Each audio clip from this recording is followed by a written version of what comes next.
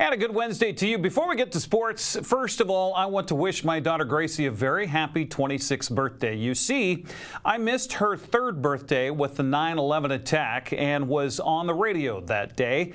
Couldn't be there.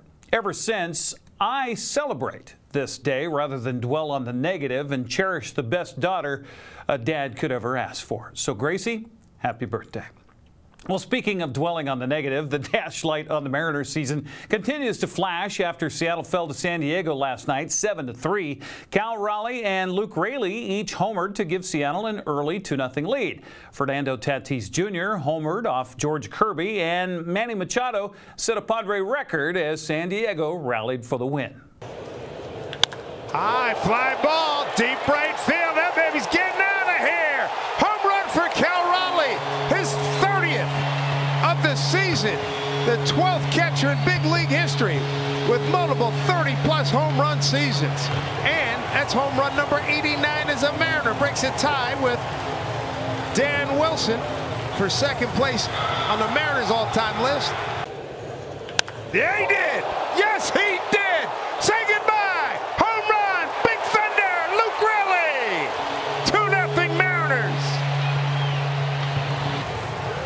Oh my goodness, did he light that thing up.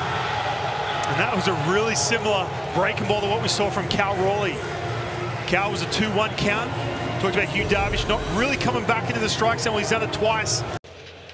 Fly ball, right field, struck pretty well. Robles looking up. Fernando's left the yard. 3-run home run for Tatis Jr. Padres with one swing of the bat take a 3-2 lead. Opposite field home run for Fernando.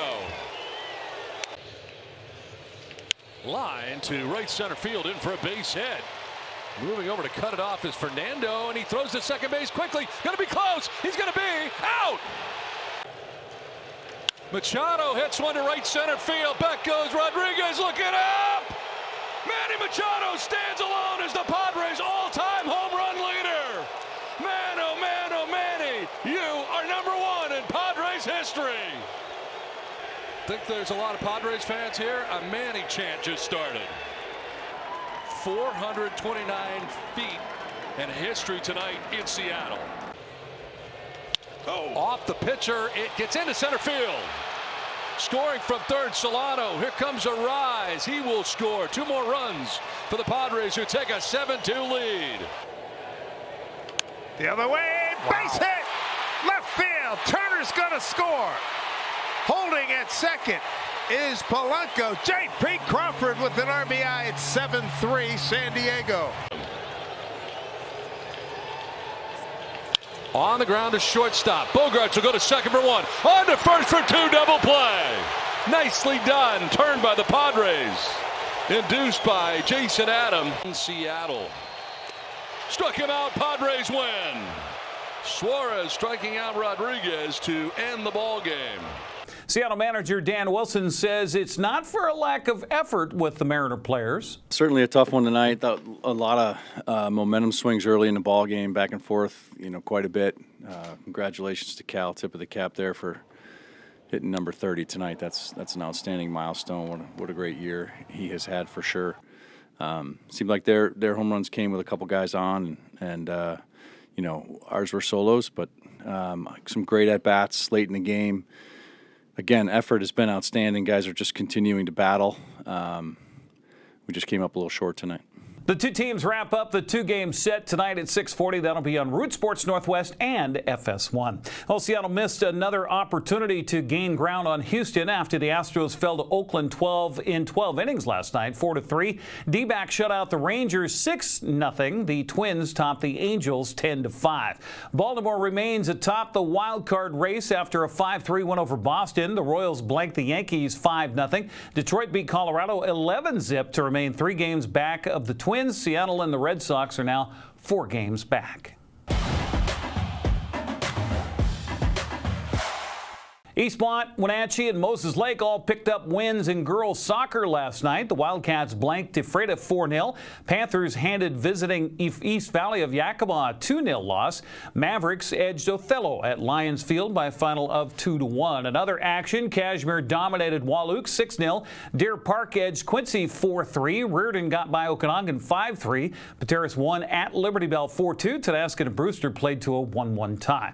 In prep volleyball last night, Eastmont traveled to Ephrata and knocked off the Tigers 3-2. Moses Lake swept Othello 3-0. In fact, the rest of the matches were all sweeps. Omak over Quincy, Lake Roosevelt over Wilson Creek, Cascade over Thorpe. Congrats to the Kodiaks, by the way. That's the first win in a long time. Liberty Bell blanked Pateros, and Aniet blanked Bridgeport. By the way, Aniet will try to make it 2 wins in 2 nights tonight as the Tigers host Oroville. That'll be at 6:30. Well, tonight's the night for the first ever Wenatchee Valley Sports Spectacular. It's for youth. Wenatchee High School principal and athletic director Eric Anderson says it's about trying to rally more youth to get involved in sports. What we saw, obviously, over the pandemic was kind of a reduction in the number of our youth in being involved in things. And last spring, we started talking about what can we do as a system, as a school system, to really kind of jumpstart that back up and move in a different direction. And so we came up with this idea of bringing together our youth organizations and giving them an opportunity to kind of meet and greet kids and families, and hopefully our students, our elementary and middle school students, find a connection to something in our valley that they can get involved in and participate in. And as we know, when students are involved in something, their attendance is better, their confidence is higher, their academic performance is greater. And so we want to see a growth in those numbers in terms of our students involved in these things. Tonight's event takes place in the Apple Bowl from 6 to 8 o'clock with free admission. Anderson says both gates will be open. We're going to have both gates open just because from a parking standpoint, but this will be kind of the main entrance points. The Triangle Park organization or side will be the main entrance for this. That's where we'll have CVCH set up. That's where our interpreters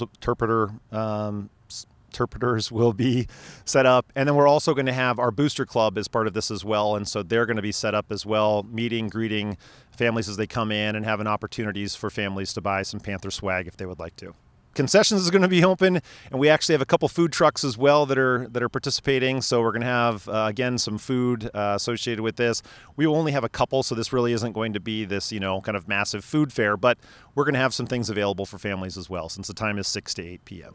The Wenatchee Youth Sports Spectacular runs from 6 to 8 o'clock in the Apple Bowl with free admission. That's a look at sports news. I'm Eric Granstrom. Hey, don't forget, we got football on Friday nights. Yes, our first game of the season as Post Falls visits Eastmont. We'll have that with our pregame show. Join Grant and I for all the play-by-play. 6:30 with a pregame, 7 o'clock with a kickoff. Have a happy Wednesday.